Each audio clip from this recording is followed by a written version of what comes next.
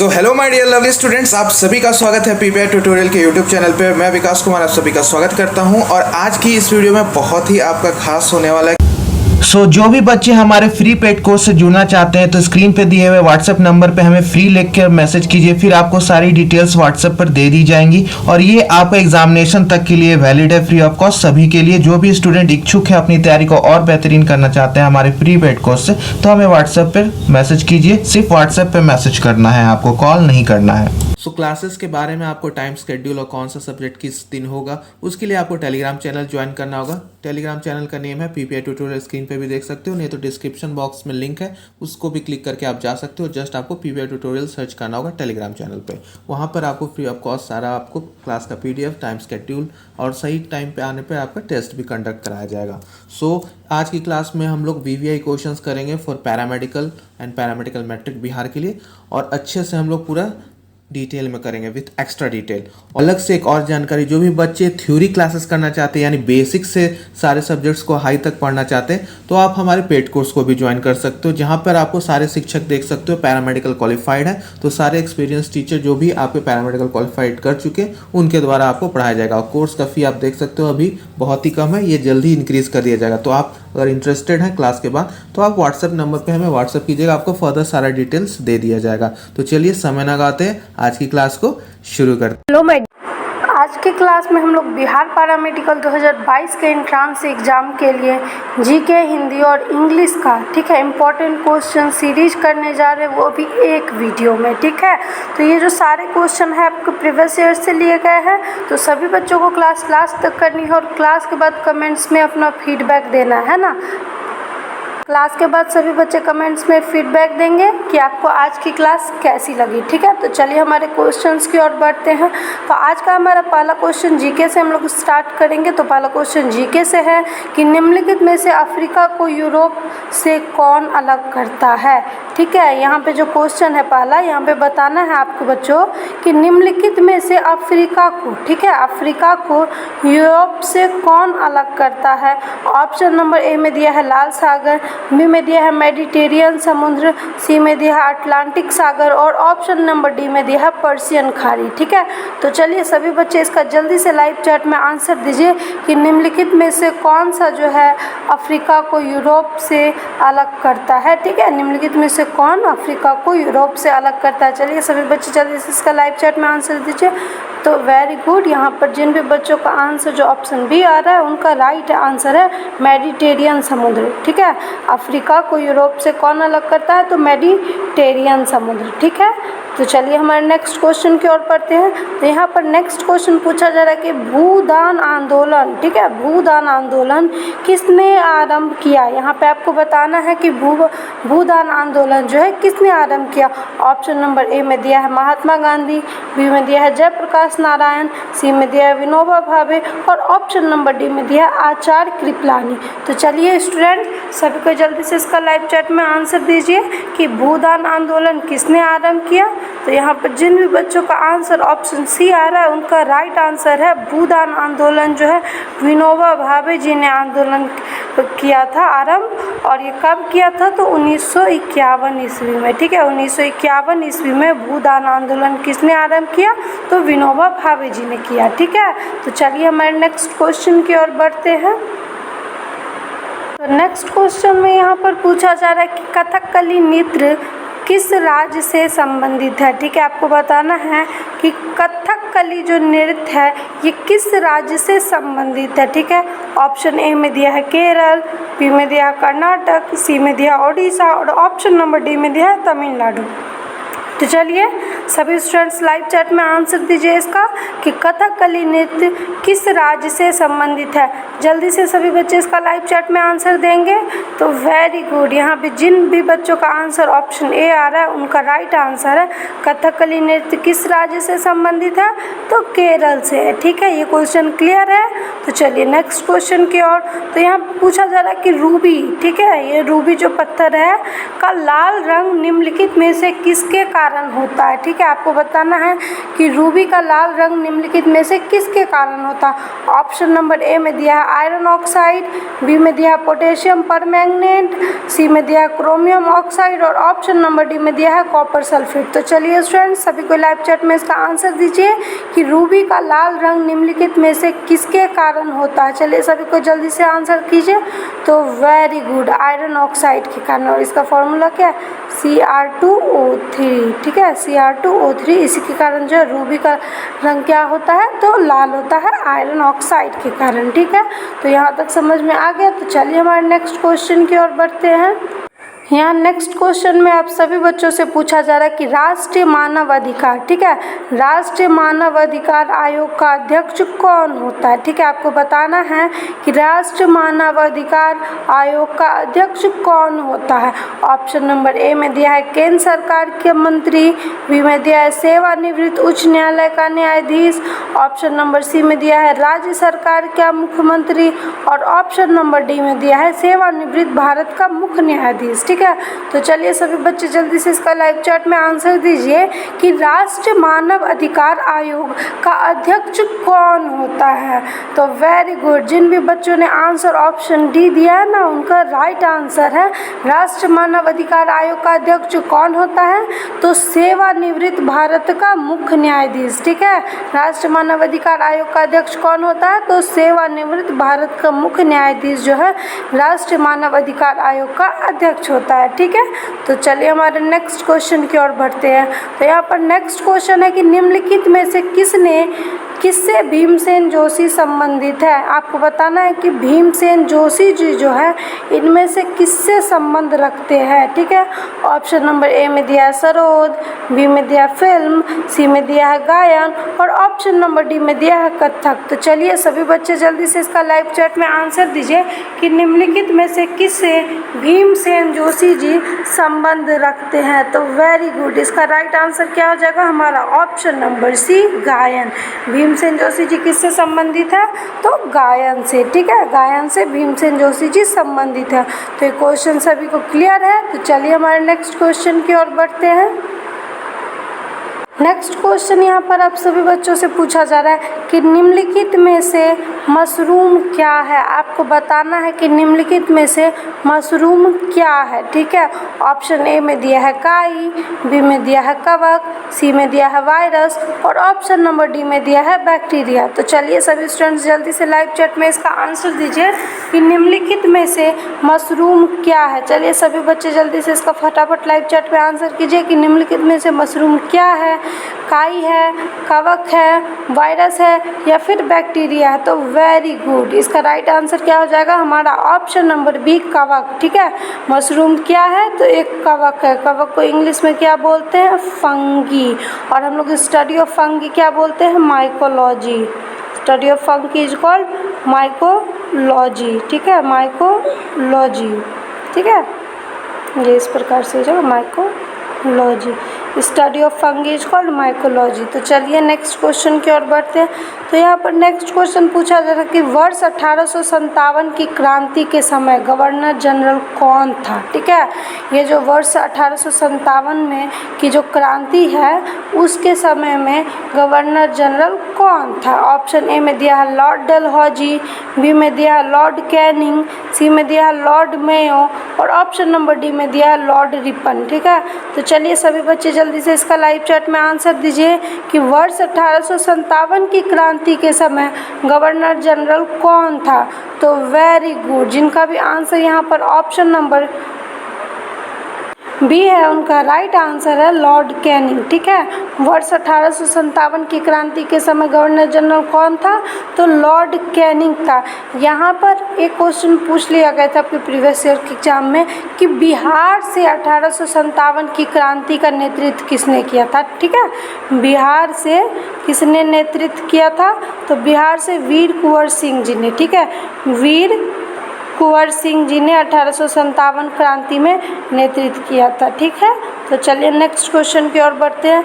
तो next question यहाँ पर है कि निम्नलिखित में से कौन governor general doctrine of lapse से संबंधित है। यहाँ पर जो क्वेश्चन पूछा गया है अगला कि निम्नलिखित में से कौन गवर्नर जनरल, ठीक है, कौन सा जो गवर्नर जनरल है वो डॉक्ट्रिन ऑफ लैप्स से संबंधित है। आपको बताना है कि कौन सा जो इनमें से डॉक्ट्रिन ऑफ लैप्स से संबंधित है। ऑप्शन ए में दिया लॉर्ड कैनिंग, बी में दिया लॉर्ड डलहौजी, सी में दिया लॉर्ड कॉर्नवालिस और ऑप्शन नंबर डी में दिया लॉर्ड रिपन। तो चलिए स्टूडेंट्स, इसका लाइव चैट में आंसर दीजिए कि निम्नलिखित में से कौन governor general doctrine of lapse से संबंधित है। तो वेरी गुड, जिन भी बच्चों ने आंसर ऑप्शन बी कर रहा है ना, उनका राइट आंसर है लॉर्ड डलहौजी। ठीक है, लॉर्ड डलहौजी जो है डॉक्ट्रिन ऑफ लैप्स से संबंधित है। ठीक है, तो ये हो गया। तो चलिए हमारे नेक्स्ट क्वेश्चन की ओर बढ़ते हैं। नेक्स्ट क्वेश्चन में यहाँ पे बच्चों आप सभी से पूछा जा रहा है कि निम्नलिखित में से किसकी वजह से एसिड रेन होता है। ठीक है, आपको बताना है कि एसिड रेन जो है किसकी वजह से होता है। ऑप्शन ए में दिया है जल प्रदूषण, बी में दिया है शोर द्वारा प्रदूषण, सी में दिया है भूमि प्रदूषण और ऑप्शन नंबर डी में दिया है वायु प्रदूषण। तो चलिए सभी बच्चे जल्दी से इसका लाइव चैट में आंसर दीजिए कि जल प्रदूषण किसके कारण एसिड रेन किसके कारण होता है। ठीक है, एसिड रेन किसके कारण होता है। चलिए स्टूडेंट सभी को जल्दी से लाइव चैट में आंसर दीजिए। तो वेरी गुड, इसका राइट आंसर क्या हो जाएगा हमारा ऑप्शन नंबर डी वायु प्रदूषण। ठीक है, वायु प्रदूषण के कारण से ही एसिड रेन होता है। ठीक है, तो यहाँ तक सभी को क्लियर है। तो चलिए हमारे नेक्स्ट क्वेश्चन की ओर बढ़ते हैं। तो यहाँ तक जो 10 क्वेश्चन थे वो हमारे जीके से थे। अब हम लोग हिंदी से भी इम्पोर्टेंट क्वेश्चन को देखेंगे जो आपके प्रीवियस ईयर में पूछे गए थे। ठीक है, तो यहाँ पे क्वेश्चन नंबर 11 में आप सभी बच्चों से पूछा जा रहा है कामदेव का पर्यायवाची है। आपको बताना है कि कामदेव का पर्यायवाची क्या है। ठीक है, ऑप्शन नंबर ए में दिया संचार, बी में दिया है मार, ऑप्शन नंबर सी में दिया मदन और ऑप्शन नंबर डी में दिया निश्चय। तो चलिए सभी को जल्दी से इसका लाइव चैट में आंसर दीजिए कि कामदेव का पर्यायवाची है। ठीक है, आपको बताना है कि कामदेव का पर्यायवाची क्या है।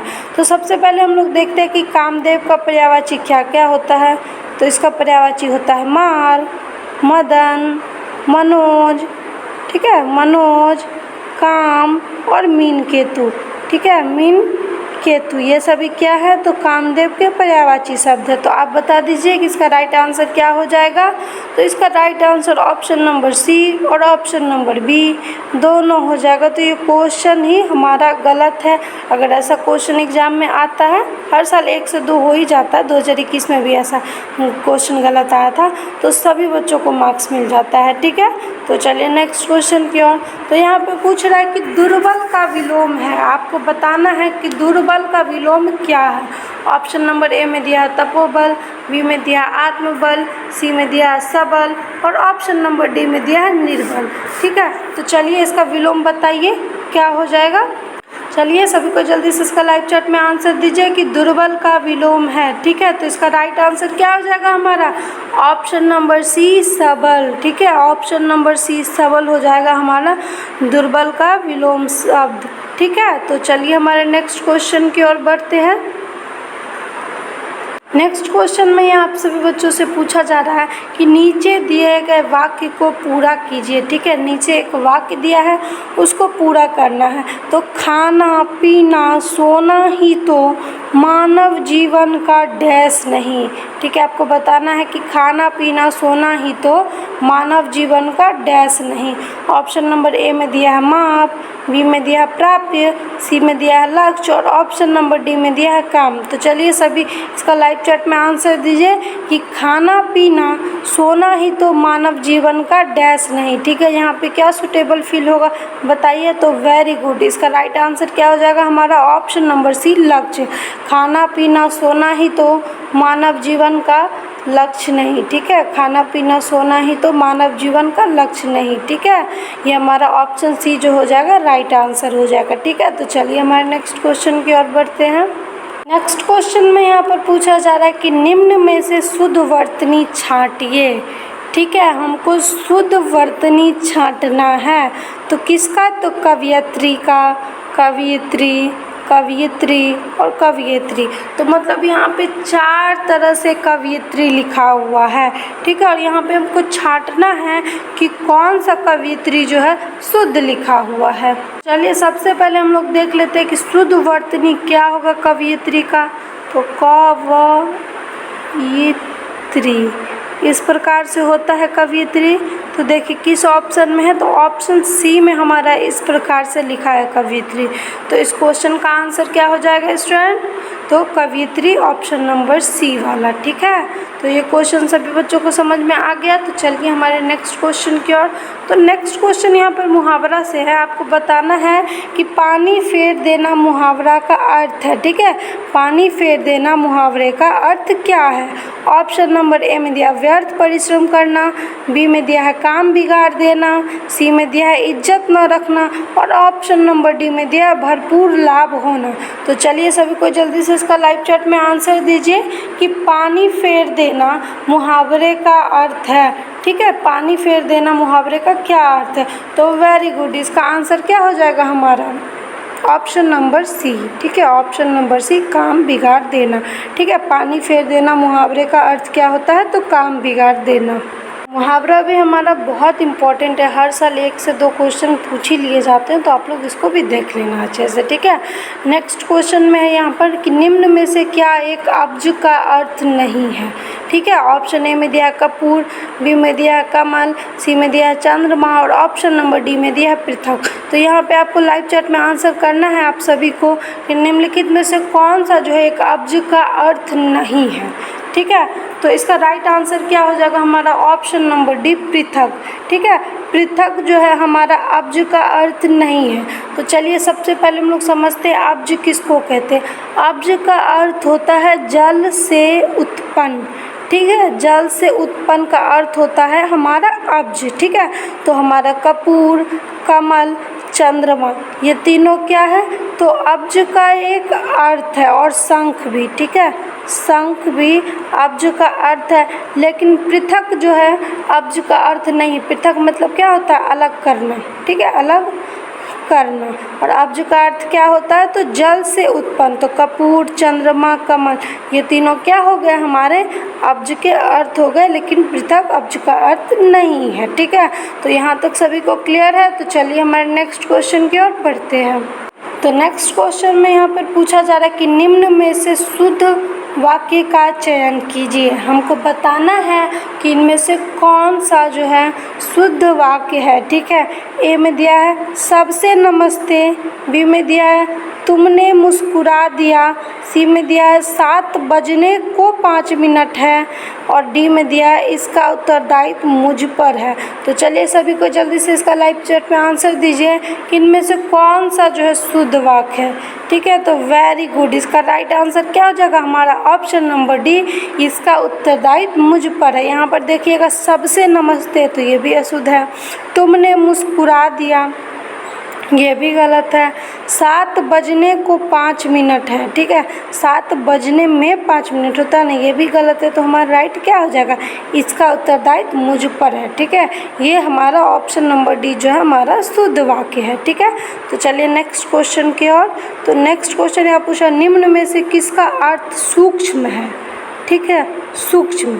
ठीक है, सूक्ष्म किसका अर्थ है हमको बताना है।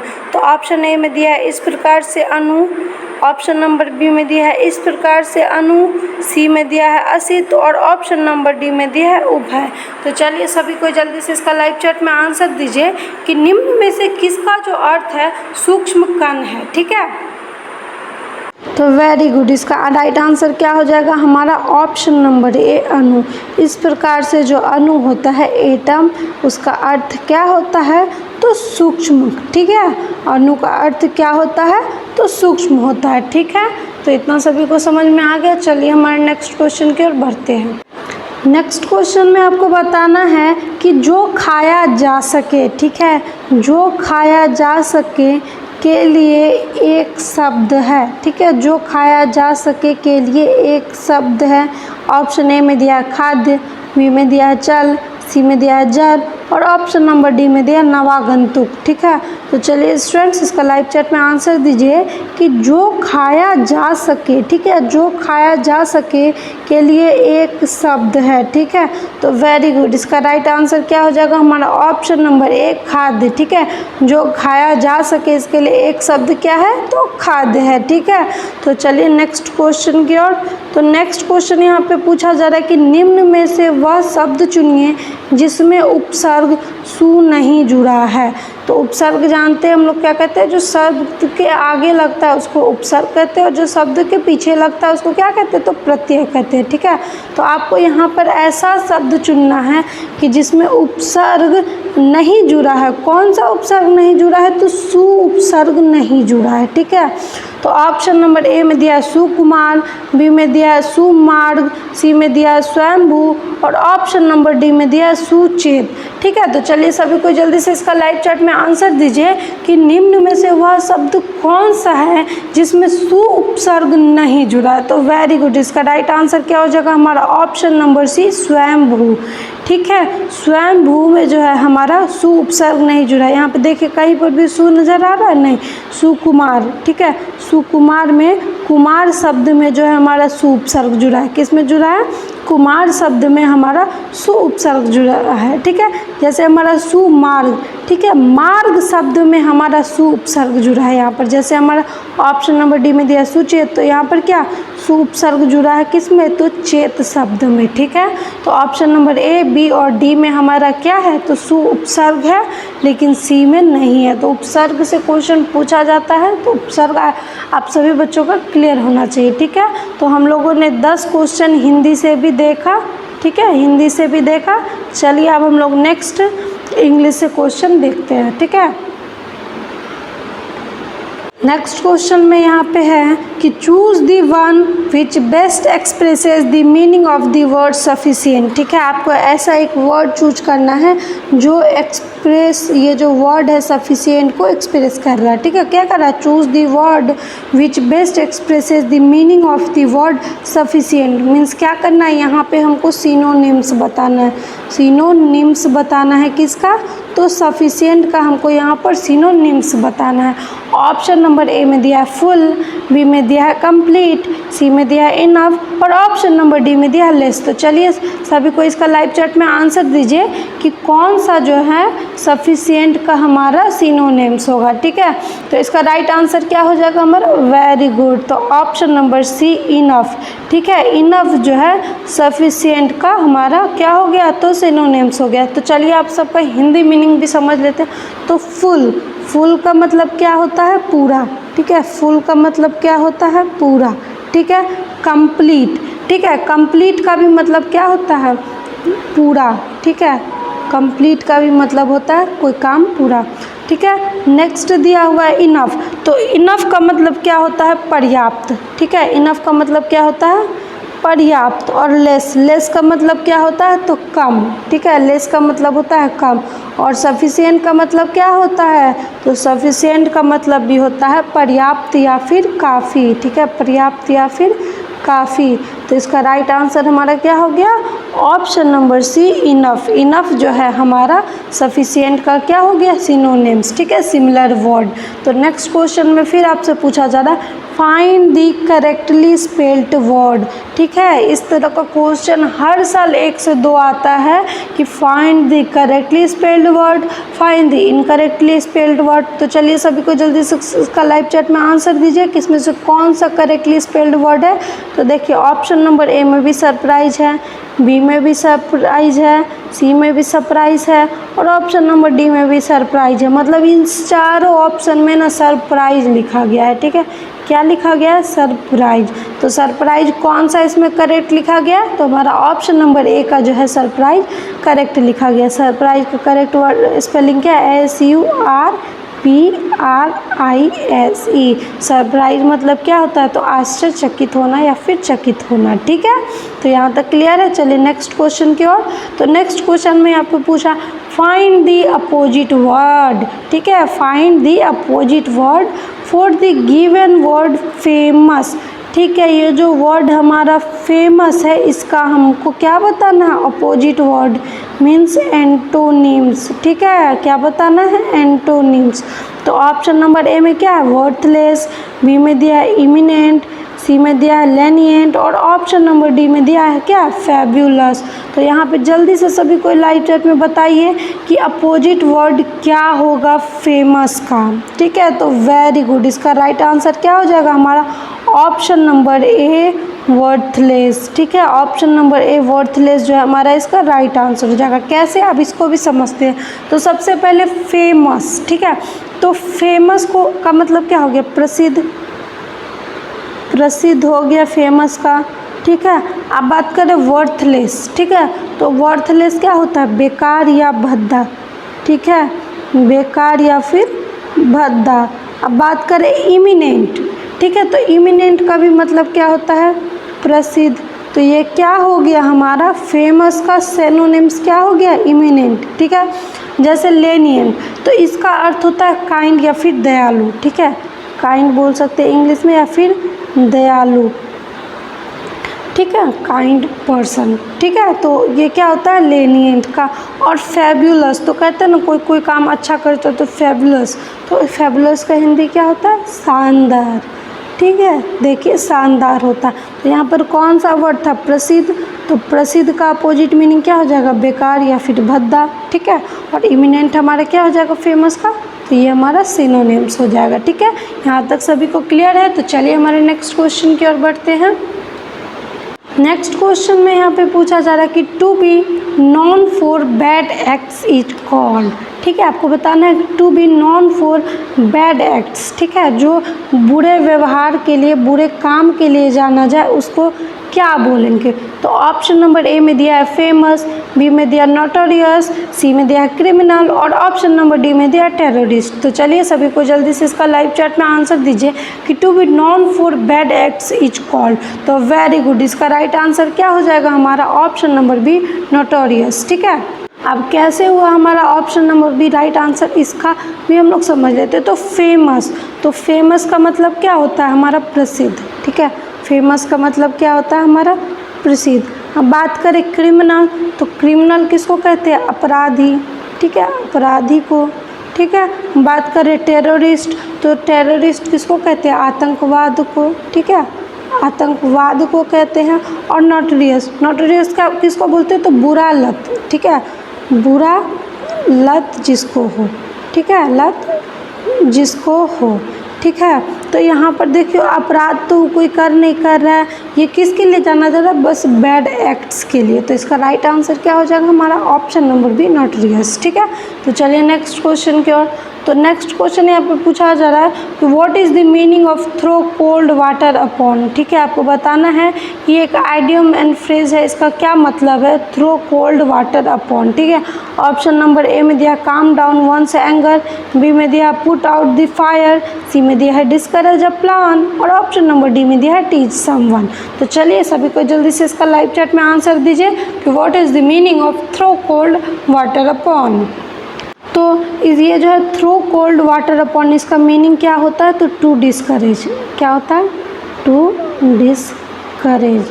तो वेरी गुड, इसका राइट आंसर क्या हो जाएगा हमारा, option number C discourage a plant. ठीक है, डिस्करेज अ प्लांट। ठीक है, तो यहाँ तक सभी को क्लियर है। चलिए हमारे नेक्स्ट क्वेश्चन की ओर बढ़ते हैं। तो नेक्स्ट क्वेश्चन में यहाँ पे पूछा जा रहा है कि fill in the blanks with correct choice. ठीक है, ये फिल करना है करेक्ट चॉइस के साथ। The flash of the torch dash a cobra. ठीक है, यहाँ पर फिल करना है जो है इसमें कौन सा सुटेबल होगा। क्या है, the flash of the torch dash a cobra. Option number A में दिया एक्सपोज्ड, बी में दिया डिस्प्लेड, सी में दिया है डिस्क्लोज्ड, और ऑप्शन नंबर डी में दिया है रिवील्ड। तो चलिए सभी को जल्दी से इसका लाइव चैट में आंसर दीजिए कि the flash of the torch dash a cobra का राइट आंसर क्या होगा। वेरी गुड, इसका राइट आंसर क्या हो जाएगा हम ऑप्शन नंबर बी डिस्प्लेड। कैसे अभी समझते हो, तो एक्सपोज्ड इसका मतलब क्या होता है, रहस्य खोलना। ठीक है, रहस्य खोलना। ठीक है, बात करें डिस्क्लोज्ड। ठीक है, तो डिस्क्लोज मतलब भी होता है किसी को कोई बात बताना। ठीक है, कोई बात बताना। ठीक है, डिस्प्लेड, तो डिस्प्लेड का क्या मतलब होता है, किसी वस्तु को प्रदर्शित करना। ठीक है, प्रदर्शित करना, प्रदर्शित करना। ठीक है, और ऑप्शन नंबर डी में दिया रिवील, तो रिवील का मतलब होता है किसी चीज़ को प्रकट करना। ठीक है, प्रकट करना या कोई बात बताना। तो यहाँ पर क्या है कि कोई फ्लैश जला टॉर्च का, तो कोबरा क्या हुआ, डिस्प्लेड हो गया ना, नज़र आ गया ना। तो इसका राइट आंसर क्या हो जाएगा हमारा, ऑप्शन नंबर बी। ठीक है, तो चलिए नेक्स्ट क्वेश्चन की ओर बढ़ते हैं। तो नेक्स्ट क्वेश्चन में यहाँ पे है कि find the miss spelled word. ठीक है, आपको यहाँ पे मिस स्पेल्ड वर्ड फाइंड करना। ऑप्शन नंबर ए में दिया गग, बी में दिया है गुडी, सी में दिया है गज और ऑप्शन नंबर डी में दिया है गारंटी। ठीक है, तो आपको मिस स्पेल्ड वर्ड फाइंड करना है। तो चलिए सभी को जल्दी से इसका लाइव चैट में आंसर दीजिए। तो इसका राइट आंसर जो है ना हमारा क्या हो जाएगा, ऑप्शन नंबर बी और ऑप्शन नंबर डी। ठीक है, ऑप्शन नंबर बी और ऑप्शन नंबर डी इसका राइट आंसर हो जाएगा, क्योंकि दोनों जो है इनकरेक्ट लिखा हुआ। कैसे, तो चलिए अब एक एक करके समझते हैं। गैग तो ये सही लिखा हुआ है, इसका अर्थ होता है मापना या फिर नापना। ठीक है, गज अब इसकी बात करें तो इसका अर्थ होता है धुंधला। ठीक है, धुंधला। लेकिन ये जो गुडी है ये इस प्रकार से नहीं लिखाया जाता है, ये लिखा जाता है GAUDY, गॉडी। इसका मतलब क्या होता है, भड़कीला। ठीक है, भड़कीला। और गारंटी या वारंटी तो इस तरह से तो नहीं लिखते, क्या लिखते हैं, GUARANTEE।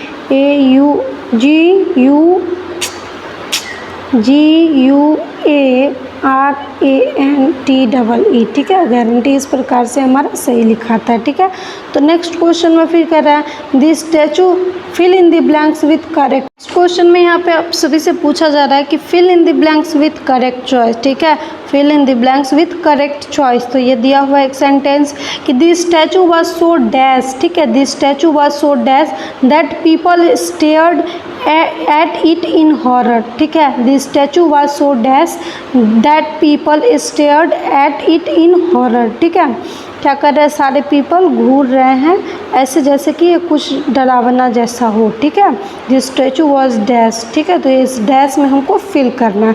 ऑप्शन नंबर ए में दिया है ग्रोटेस्क्यू, बी में दिया है एक्विसिट, सी में दिया है बेटिफिक और ऑप्शन नंबर डी में दिया है कम्बरसन। ठीक है, तो चलिए मैं आपको सबका हिंदी बता देती हूँ, तो सभी को जल्दी से लाइव चैट में आंसर दीजिए। तो ग्रोटेस्क्यू का मतलब क्या होता है, अजीबो गरीब। ठीक है, अजीबो गरीब। ठीक है, अजीबो गरीब। ठीक, बीटिफिक, तो बीटिफिक का मतलब क्या होता है, सूखी। ठीक है, बीटिफिक का मतलब क्या होता है, सूखी। इक्विसिट, इक्विसिट का मतलब क्या होता है, उत्कृष्ट, उत्कृष्ट। और कम्बरसन, कम्बरसन का मतलब होता है भारी। तो चलिए आप सभी को जल्दी से इसका लाइव चैट में आंसर दीजिए कि इसका राइट आंसर क्या होगा। तो वेरी गुड, इसका राइट आंसर क्या हो जाएगा हमारा, ऑप्शन नंबर ए ग्रोटेस्क्यू। ग्रोटेस्क्यू इसलिए होगा क्योंकि यहाँ पे क्या कर रहा है, घूर रहा है, कैसे ऐसे डरावना जैसा है, इसलिए। तो उत्कृष्ट तो होगा नहीं, तो राइट आंसर क्या हो जाएगा हमारा, ऑप्शन नंबर ए ग्रोटेस्क्यू। ठीक है, तो चलिए नेक्स्ट क्वेश्चन की ओर बढ़ते हैं। तो नेक्स्ट क्वेश्चन में यहाँ पे आप सभी बच्चों से पूछा जा रहा है कि find out which part has an error in the following sentence. ठीक है, तो कॉमन एरर से बच्चों एक क्वेश्चन हर साल पूछा जाता है। ठीक है, तो यहाँ पे यही बताना है कि सेंटेंस में कहाँ एरर है। ठीक है, if there is no error then your answer is D. अगर कहीं एरर नहीं है तो आंसर क्या होगा हमारा डी। तो ये सेंटेंस है, डिड ही टेल यू। ठीक है, डिड ही टेल यू, इतना पार्ट कितना में दिया हुआ, तो ए में। Why he has not come yesterday, क्या उसने तुमको कहा कि वो क्यों कल नहीं आया था। ठीक है, तो अब देखें यहाँ पे डिड है, डिड हम लोग कब यूज करते हैं, पास्ट में। ठीक है, और यस्टरडे है, ये भी हम लोग पास्ट में यूज करते हैं। लेकिन ये जो हैज़ है, हैज़ किस में यूज करते हैं, तो प्रेजेंट के लिए। ठीक है ना, टेंस पढ़े है ना कि हैज़ हैव का यूज किस में होता है, तो प्रेजेंट टेंस के लिए। और डिड और ये तो पास्ट के लिए, और यस्टरडे यहाँ पे शो कर रहा है पास्ट का बात हो रहा है। तो यहाँ पे पूरे सेंटेंस से क्या समझ में आ रहा है कि यहाँ पे पास्ट के लिए बात हो रहा है, लेकिन यहाँ पे हैज़ नॉट हो नहीं होगा, क्या होता है, हैड नॉट। ठीक है, हैड नॉट होता है या फिर हैड नॉट। ठीक है, तो इसका राइट आंसर क्या हो जाएगा हमारा, ऑप्शन नंबर बी। ठीक है, ऑप्शन नंबर बी हो जाएगा क्योंकि यहाँ पर गलती है। ठीक है, यहाँ पर एरर है। तो चलिए नेक्स्ट क्वेश्चन की ओर बढ़ते हैं। नेक्स्ट क्वेश्चन है choose the one which best expresses the meaning of the word hopeful. ठीक है, इसमें से आपको ऐसा वर्ड चूज़ करना है जो होपफुल का अच्छा मीनिंग बताता हो, मीन्स होपफुल का सिनोनिम्स। ठीक है, आपको क्या बताना, होपफुल का सिनोनिम्स। ठीक है, तो ऑप्शन नंबर ए में दिया एक्सपेक्ट, बी में दिया एक्सेप्ट, सी में दिया है इम्प्रेस और ऑप्शन नंबर डी में दिया एम्बेरेस। तो चलिए सभी को जल्दी से इसका लाइव चैट में आंसर दीजिए कि इसका राइट आंसर क्या हो जाएगा। तो वेरी गुड, जिनका भी आंसर ऑप्शन ए है उनका राइट आंसर है होपफुल का सिनोनिम क्या हो जाएगा, एक्सपेक्ट। तो चलिए आइए समझते हैं। तो एक्सपेक्ट का मतलब क्या होता है, आशा या फिर उम्मीद। ठीक है, आशा या फिर उम्मीद। बात करें एक्सेप्ट, तो एक्सेप्ट का मतलब क्या होता है, स्वीकार करना। ठीक है, स्वीकार करना। ठीक है, यहाँ पे दिया इम्प्रेस, तो इम्प्रेस का मतलब होता है ना किसी को खुश करना या फिर मोहित करना। ठीक है, मोहित करना। और बात करें एम्बेरेस, तो एम्बेरेस मीन्स परेशान करना है, किसी को बेइज्जत करना, ठीक है। तो राइट आंसर क्या हो जाएगा हमारा ऑप्शन नंबर ए, क्योंकि होपफुल का मतलब भी क्या होता है, आशा, आशावादी, ठीक है। होपफुल का मतलब भी होता है आशा। तो ये सिमिलर वर्ड है, इसीलिए जो है होपफुल का जो करेक्ट मीनिंग हो जाएगा क्या हो जाएगा हमारा, एक्सपेक्ट। तो ठीक है, तो ये इतना ही आज के क्लास में। ये हम लोगों ने 10 क्वेश्चन इंग्लिश से भी देखा। तो आज के क्लास में बस इतना ही, मिलेंगे नेक्स्ट क्लास में। अगर क्लास अच्छी लगी है तो क्लास को लाइक कीजिए और अपना फीडबैक ज़रूर दीजिए, कि जब आप लोग फीडबैक देते हैं तो हम लोग को क्लास लाने में अच्छा लगता है, ठीक है, बहुत ज़्यादा मोटिवेशन मिलता है। इसलिए सारे स्टूडेंट से रिक्वेस्ट है कि क्लास के बाद सभी कोई कमेंट्स में अपना फीडबैक दीजिए कि आपको क्लास कैसी लगी है, ठीक है।